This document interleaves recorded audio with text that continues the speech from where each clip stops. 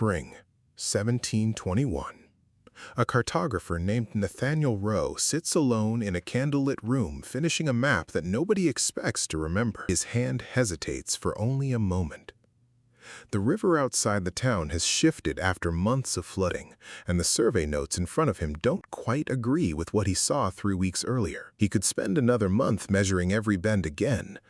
Instead, he makes a decision. He draws one line, just a little farther east. No one notices. Not his employer, not the printer, not even Nathaniel himself. This isn't a story about a map.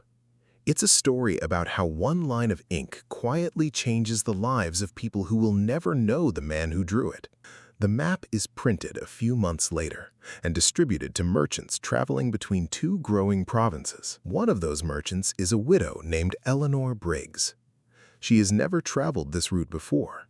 Trusting Nathaniel's map, she crosses the river farther upstream than most traders usually do. There, she discovers a natural stone crossing that remains usable even after heavy rain. The crossing shortens her journey by nearly a full day. Word spreads quickly. Within a few years, most caravans begin using the same route. A blacksmith builds a small workshop nearby. Soon after, an inn opens to serve tired travelers. Then a stable. Then a marketplace. Within 20 years, the lonely crossing has become a thriving village. Children who grow up there never hear Nathaniel Rowe's name. To them, the crossing has simply always been there. Decades pass. The village becomes the region's busiest trading stop. When engineers later search for the best place to build a new highway, they choose the route that thousands of merchants have already proven works best. Not because of Nathaniel, but because generations simply kept following the easiest path.